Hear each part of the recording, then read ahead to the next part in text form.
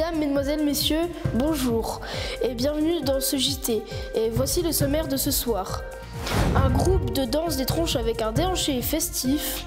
Puis nous rencontrerons un groupe d'enfants qui ont été visiter les locaux de Vosges TV. Ensuite, des enfants avec un talent inouï pour le graphe. Et enfin, un bulletin météo présenté par Ethan. Et donc c'est parti pour rencontrer le groupe de danse des tronches avec Milan sur le terrain.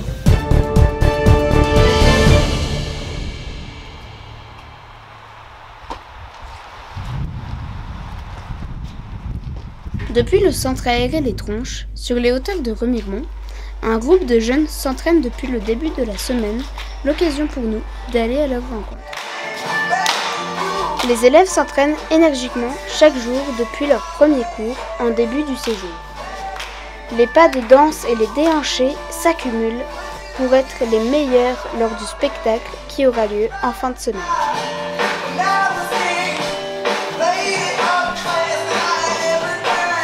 C'est tous les soirs avec leur coach Angélique que le groupe s'est retrouvé de 16h30 à 18h30 pour apprendre les chorégraphies. Le rythme était soutenu mais la motivation de chacun au rendez-vous. Retrouvons Milan dès maintenant avec deux danseurs. Bonjour, c'est Milan. Bonjour. Bonjour. Qu'est-ce qui vous a poussé à faire de la danse?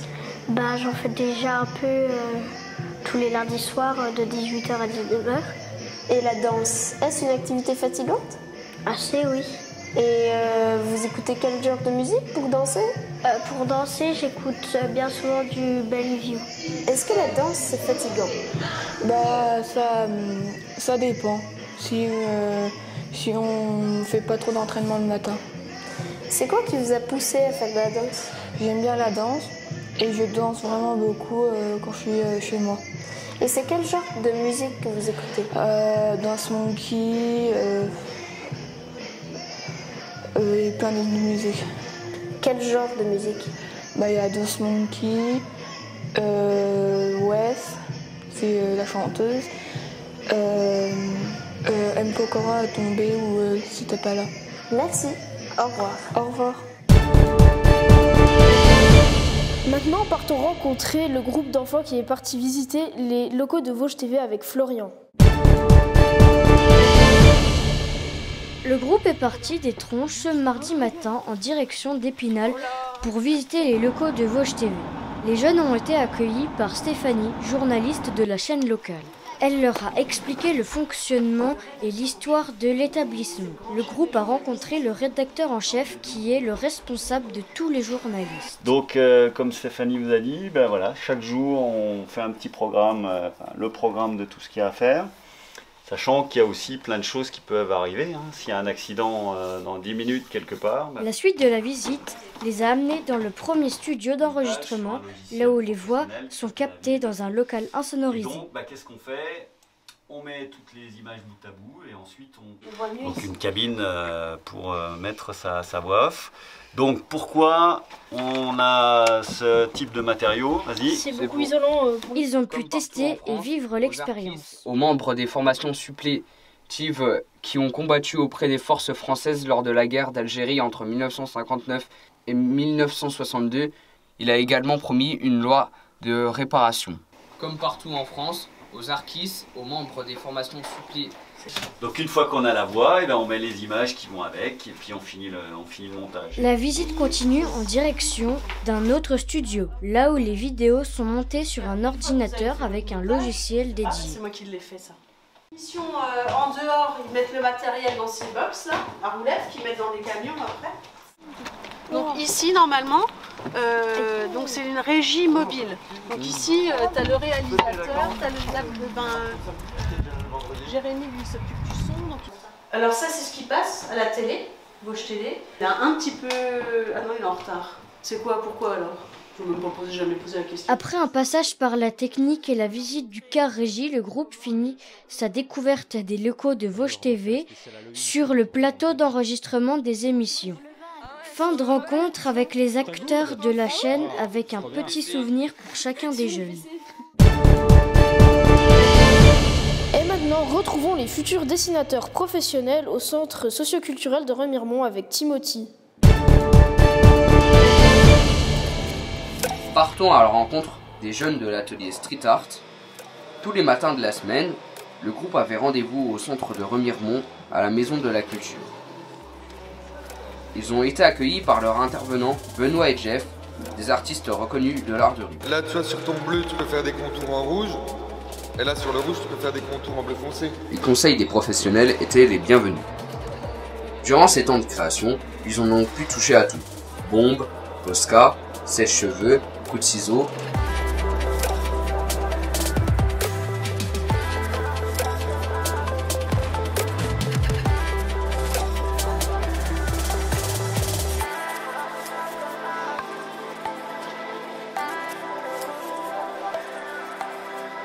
Ce matin-là, les jeunes étaient en pleine création de masques pour la fête d'Halloween qui a eu lieu vendredi soir à la Maison des Tronches.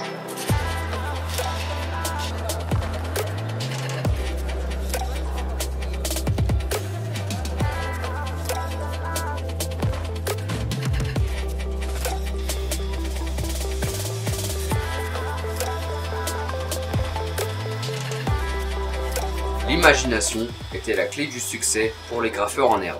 Je suis d'ailleurs parti à la rencontre de deux d'entre eux. Bonjour, je m'appelle Timothy, je suis aujourd'hui avec Diego.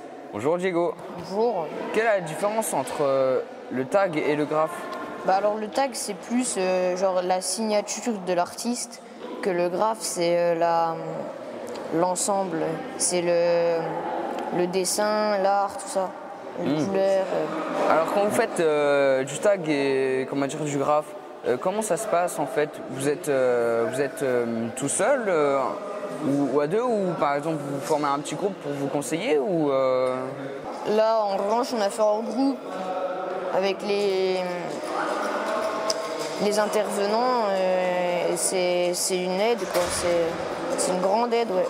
Diego, qu'est-ce qui vous a amené en premier temps à choisir le graphe au lieu des autres activités qu'il y avait comme la danse et la vidéo? Déjà le graphe c'était plus le truc qui me correspondait. Je préfère.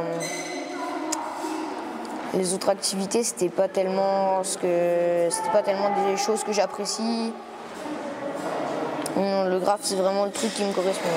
Eh bien, merci Diego d'avoir répondu à mes questions.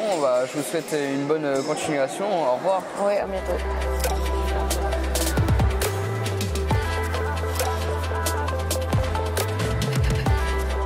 Bonjour Lucas. Bonjour.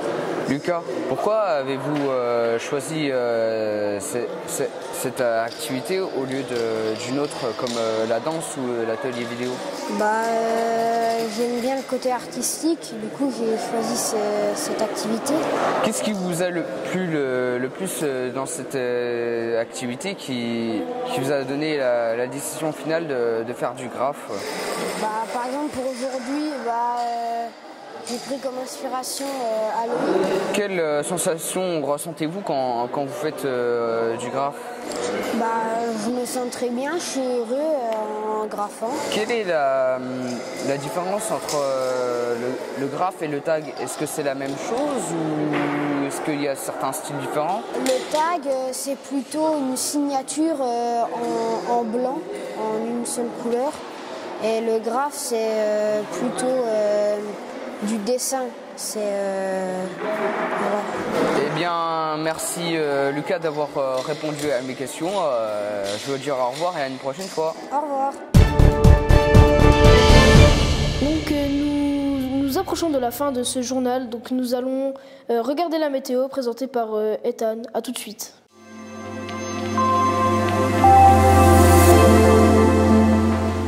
Mesdames et messieurs, bonjour et bienvenue dans ce bulletin météo. Nous allons découvrir ensemble ce que nous réserve cette journée d'Halloween. Alors, vers le secteur de Vittel, il fera très chaud avec une pluie de sang. À Épinal, il fera plutôt froid avec les sorcières et les loups-garous, la pleine lune s'invite. Et vers Remiremont, en colo aux tronches, il fera chaud, grand soleil. Je vais maintenant passer aux températures. À Vittel, il fera plutôt chaud avec la pluie de sang. Il fera entre 30 et 25 degrés. À Épinal, il fera froid Avec les sorcières, il faudra rester à l'abri. Il fera donc 12 degrés. Et aux tronches, grand soleil, il fera très chaud. Il fera donc 30 degrés. Voilà, ce bulletin météo est terminé. Là, demain, la Saint-Antoine et le soleil se couchera à minuit 3. Au revoir. Merci d'avoir suivi ce journal jusqu'à la fin. C'était Timo. Au revoir. On vous souhaite une excellente journée.